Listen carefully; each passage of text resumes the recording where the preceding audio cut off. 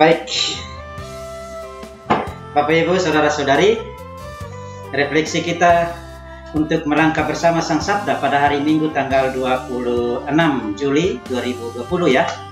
Hari ini Minggu biasa ke-17. Kita ditemani oleh Bapak Mahasa, Ibu Inasa. Kami buka masker sebentar ya supaya lihat kami secara jelas. Dan tersenyum dong. Dadah. Oke. Saya mengajak kedua orang tua kita, ini keluarga muda, ya, lihat dari tampilan mereka, ganteng, cantik. Saya akan pandu untuk bercerita sejenak bagaimana keluarga muda ini memaknai pesan bacaan hari ini. Bacaan pertama kita ditemani oleh Salomo dengan doa mohon kebijaksanaan kepada Allah untuk memimpin Israel. Salomo muda tidak minta apa-apa, dia minta kebijaksanaan, hikmah. Dan bacaan Injil dari Matius perumpamaan tentang harta terpendam dan mutiara terindah yang diperoleh ditemukan oleh orang. Nah, Bapak Masa dengan Ina, saya kira Ahmad dan Ina sejak kemarin ya pasti mempersiapkan diri untuk mengikuti Ekaristi, bukan? Dan dengan sebagai katekis ya pasti punya pandangan tersendiri. Katekis yang membangun gereja atau membangun keluarga ya, Eklesia Domestika. Kira-kira apa yang menjadi inti permenungan Ahmad dengan Ina pada terkait dengan meja sabda kita hari ini? Mungkin Bapak Mas. Ya, baik, terima kasih Romo sudah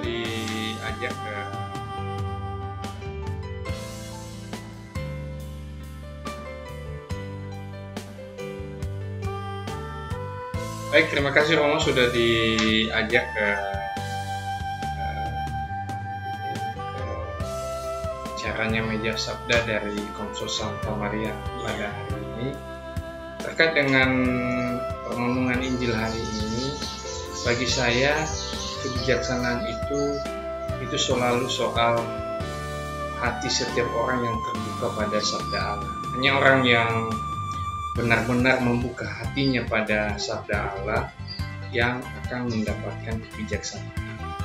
Jadi memang keterbukaan pada sabda menjadi kunci untuk mencapai kebijaksanaan. Tanpa kita dekat dengan sabda itu sendiri, kita tidak akan sampai pada kebijaksanaan. Hanya karena kedekatan, keintiman bersama Sang Sabda, kita akan mendapat kebijaksanaan. Meskipun kebijaksanaan itu kadang-kadang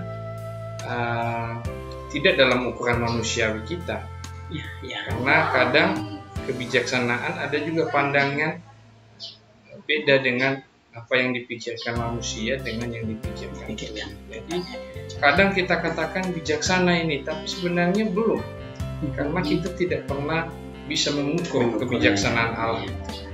Karena pikiran kita terbatas, kebijaksanaan manusia terbatas.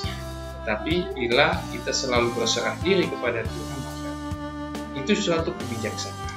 Jadi hari ini harta terpendam itu ya, menurut saya harta itu adalah berserah diri kepada Tuhan untuk mendapatkan kebijaksanaan. Itulah harta terpendam. Iya, memang. Yang dipandang kecil di mata dunia akan menjadi besar karena kebijaksanaan Allah. Kadang-kadang kita hal-hal sederhana, kecil, nampak tidak berarti, tetapi bagi Allah sangat berharga. Karena itu maka sebelum tiga perumpamaan terakhir ini, Yesus memakai perumpamaan tentang biji sesawi, ya, bahwa kebijaksanaan dan kerajaan Allah itu bisa menyata melalui hal yang paling sederhana dan kecil, tetapi justru kemudian menjadi makna yang besar, yang besar.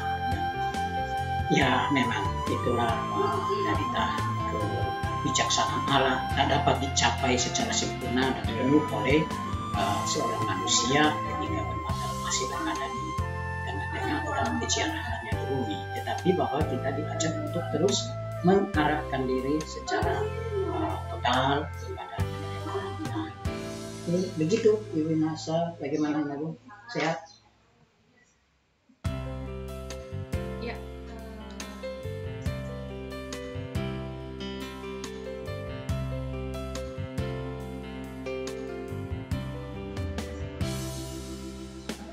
ya, saya sendiri dalam keluarga juga dan juga dalam melaksanakan tugas sebagai pendidik di sekolah. Kata bijaksana ini juga sangat penting dalam melaksanakan dua tugas ini sebagai bagian dalam keluarga dan juga sebagai pelayan dalam pendidikan. Jadi setiap apa yang mau kita laksanakan dan apa yang mau kita buat dalam setiap aktivitas kita, perlulah kata itu, kebijaksanaan. Dan sangat jelas hari ini dalam Injil, terutama dalam ketiga perumpamaan tadi, cukup menjelaskan bagi kita bagaimana menempuh atau memperoleh kebijaksanaan itu.